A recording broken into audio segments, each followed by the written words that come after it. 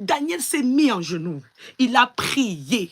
Il a prié. C'est-à-dire que quand on est venu l'arrêter, il était comme ça. Il parlait à son Dieu en genoux. Et Dieu a parlé pour lui. Dieu a parlé pour lui. Il a fermé la gueule des lions. C'est-à-dire qu'ils sont allés le jeter là-bas. Ils croyaient que ils n'ont pas compris la puissance de Dieu. Et Dieu a fermé la gueule des lions. Donc je veux que tu puisses savoir aujourd'hui que quand tu auras la connaissance de tes versets bibliques que tu vas prier, ma chérie, les ennemis là même vont te fuir. Parce que le Seigneur a dit, cherche, tu trouveras. Il dit bien, cherche. Il ne te demande pas d'aller chercher de l'aide ailleurs. Cherche le verset biblique. Parce qu'il nous a dit, terre et ciel passeront.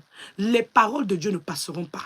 Donc, si tu veux avoir la véritable richesse dans la vie, c'est la richesse de la connaissance du verset biblique que tu dois utiliser pour pouvoir prier.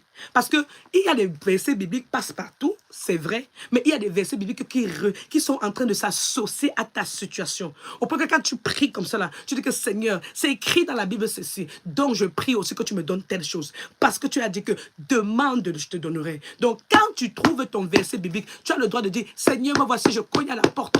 Je cogne à ta porte avec ta Bible, si. Ouvre-moi parce que tu as dit, demande et l'on te donnera. Tu dis, Seigneur, j'ai trouvé mon verset biblique. J'ai trouvé mon verset biblique et maintenant je viens cogner à ta porte pour te dire que je demande. Tu as dit que je t'invoque au moment de la détresse, tu vas me donner. Me voici, je viens te demander pardon. Oui, je te demande pardon parce que j'ai pris des mauvaises routes. Je te demande pardon parce que j'ai ignoré le pouvoir que tu as mis dans moi. Oui, parce que le Seigneur nous a dit qu'il nous a donné le pouvoir. Il a dit que celui qui croit, si tu crois en qui? En Jésus. Jésus, si tu peux croire que Jésus-Christ est mort sur la croix pour nos péchés et qu'il a ressuscité, il a triomphé Satan. Et puis, quand il est ressuscité là, le sang de Jésus-Christ là, qu'il a versé là, c'est pour notre rédemption. Il nous a rachetés. Qui est la personne qui dit qu'il va t'acheter dans le monde mystique? Dieu dit que le sang de Jésus-Christ m'a racheté. Tu ne peux pas me vendre. Ouvre ta bouche et dis à la personne là que moi qui prie ici le nom de Jésus, j'accepte de boire le sang de Jésus-Christ. J'accepte de manger le corps du Christ. Et je déclare qu'avec le sang de Jésus-Christ, j'ai une alliance qui est plus forte que toute alliance démoniaque, satanique. Je déclare qu'au nom de Jésus-Christ, aucune personne ne peut tuer ma vie. Parce que Jésus-Christ, que j'ai accepté de boire son sang, vit dans moi. Je quitterai cette terre uniquement lorsque Dieu a décidé. Pas le méchant. Et tu ouvres ta bouche, tu dis, je ne mourrai pas, je vivrai, je raconterai les œuvres de l'Éternel.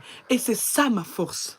C'est ça ma force. Éternel ma force parce que je dis, Jésus, lève-toi. Éternel des armées, lève-toi. Ne laisse pas les êtres humains continuer à faire le mal. Trop, c'est trop. Montre-les qu'il y a encore une puissance qui est au-dessus de toutes les puissances et montre-les à ces êtres humains-là qu'ils ne sont que des êtres humains, que c'est toi qui les as créés.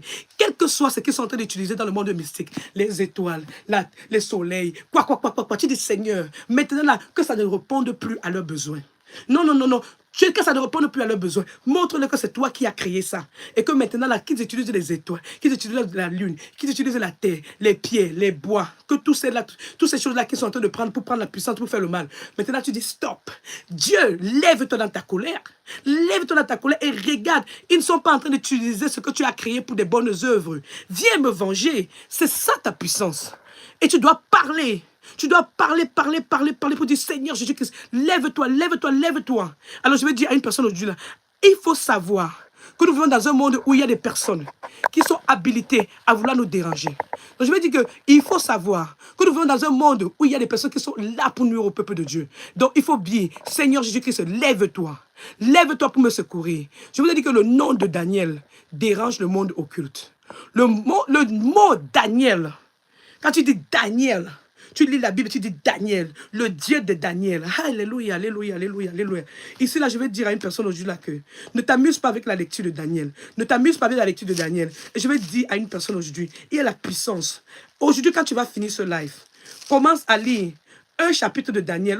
Chapitre de Daniel, la lecture de Daniel, ce n'est pas beaucoup. Il y a seulement 12 chapitres dans Daniel. Donc, je veux t'inviter à ouvrir ta bouche avec le livre de Daniel. Parce que dans le livre de Daniel, bien aimé dans le Seigneur, on nous montre comment même le roi, il s'est soumis à l'autorité. l'autorité du Dieu suprême, le Dieu qui est l'alpha et l'oméga, le commencement et la fin, le Dieu qui nous a envoyé son fils Jésus-Christ. Et c'est cette force-là que tu dois avoir. Chaque matin, tu dois dire, je prie avec confiance, j'enlève le